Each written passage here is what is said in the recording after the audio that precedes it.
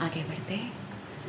हरि स्वामाराध्या प्रणत जन सौभाग्य जननीं पुराणारी भूत्वा पुरुरिपुमपि क्षोभमनयत् स्मरोऽपि त्वां नत्वा रतिनयनलेहेन वपुषा मुनीनामप्यन्तः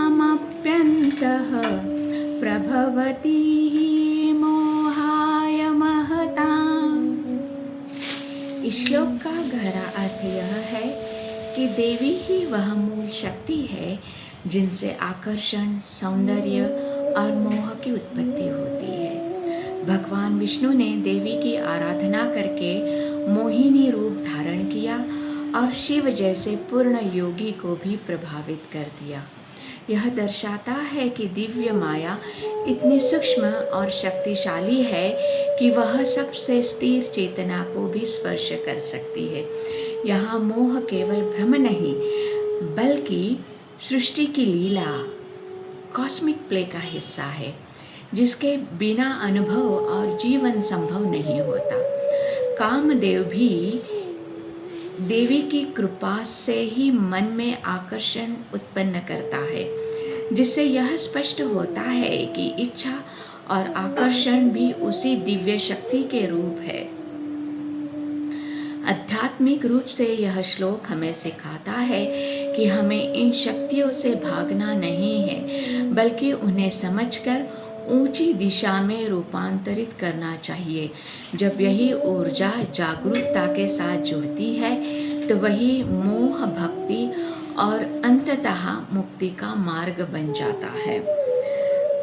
यहाँ पे आपके साथ एक कहानी छोटी सी शेयर करेंगे।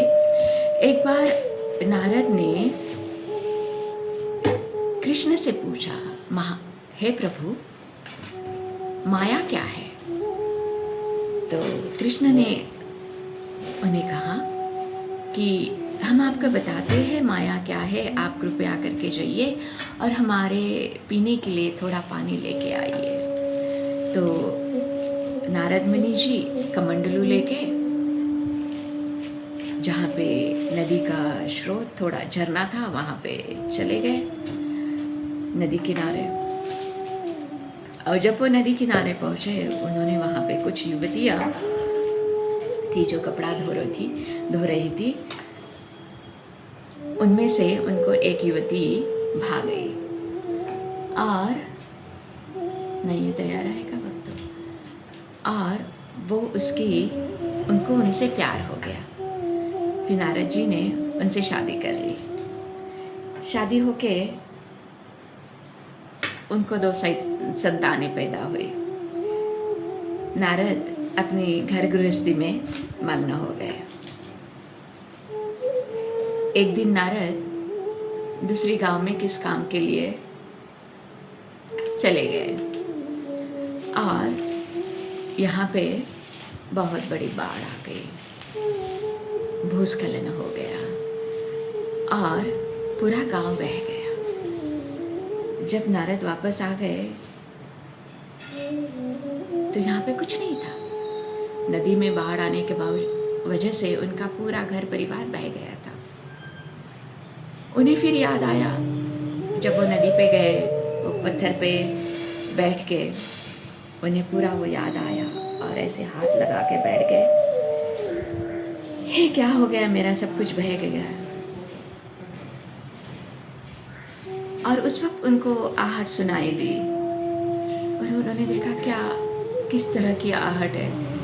तो उन्होंने देखा कि खुद कृष्ण भगवान आ रहे हैं।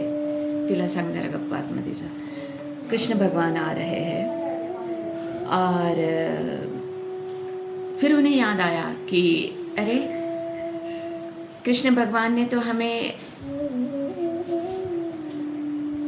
पानी लेने के लिए भेज दिया था और हमें तो कितना देर हो गया, 12 साल व्यतीत हो गए। और उन्हें काफ़ी ग्लानि हुई। तो उन्होंने कहा, हे प्रभु, हमें माफ़ कर दीजिएगा, हमने बहुत देर लगा दी। तो श्री कृष्ण कहे,